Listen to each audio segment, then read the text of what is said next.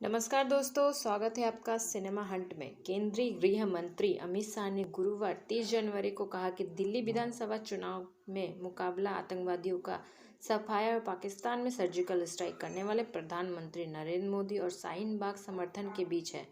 छतरपुर के भारी माइंस स्थित संजय कॉलोनी में चुनावी सभा को संबोधित करते हुए शाह ने कहा कि पाकिस्तान, बांग्लादेश और अफगानिस्तान से आए शरणार्थियों का देश पर उतना ही अधिकार है जितना अन्य नागरिकों का। उन्होंने कहा, दिल्ली विधानसभा चुनाव में दो ताकतें आमने सामने हैं।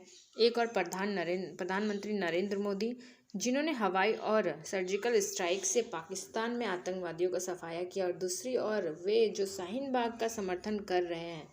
अब आपको फैसला करना है कि किसका समर्थन करना है। शाह ने कहा कि 8 फरवरी को भाजपा के पक्ष में मतदान से दिल्ली और देश को सुनिश्चित किया जाता है।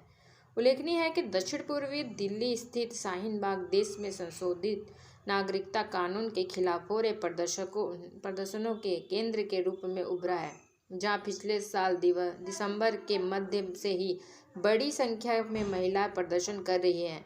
आम आदमी पार्टी के वरिष्ठ नेता और दिल्ली के उप मुख्यमंत्री मनीष सिसोदिया पर हमला करते हुए शाह ने कहा कि भाजपा संजय कॉलोनी में रहने वाले हजारों पाकिस्तानी शरणार्थी के साथ है। केंद्रीय गृह मंत्री ने कहा, सिसोदिया ने कहा कि वह शाहीन बाग के साथ है। अब मैं कह रहा हूं कि मैं संजय कॉलोनी के साथ हूं। मैं पाकिस्तान से आकर यहाँ बसे दलितों से कहना चाहता हूँ कि आपका भी देश पर उतना ही अधिकार है जितना मेरे बेटे का है। शाह ने पाकिस्तान, बांग्लादेश, अफगानिस्तान में उत्पीड़न की वजह से भारत आए धार्मिक अल्पसंख्यकों जैसे हिंदू, सिख और बौद्ध को नागरिकता देने के लिए बने कानून CAA का विरोध करने के लिए आप और कांग्रेस की आलोचनाएं की। उन्होंने कहा कि 8 फरवरी के मतदान से दिल्ली की जनता न केवल केजरीवाल सरकार को हटाएगी, बल्कि भारत माता की आराधना करने वालों की जीत भी सुनिश्चित करेगी।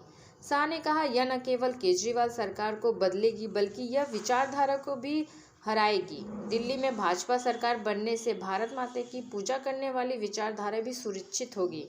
केंद्रीय गृह मंत्री ने राम मंदिर और अनुच्छेद 370 का हल खोजने के लिए प्रधानमंत्री नरेंद्र मोदी ने श्रेय दिया और आप एवं कांग्रेस पर वोट बैंक सिरकने के डर से भाजपा का विरोध करने का आरोप लगाया। उन्होंने वादा किया कि दिल्ली में भाजपा सरकार बनने के कुछ घंटे के भीतर आयुष्मान भारत स्वास्थ्य योजना लागू कर दी जाएगी। उल्लेखनीय है कि भाजपा दिल्ली की 70 सीटों में से 67 पर लड़ रही है। भाजपा ने 3 सीटें गठबंधन सहयोगी जनता दल और लोक जनशक्ति पार्टी के लिए छोड़ी है।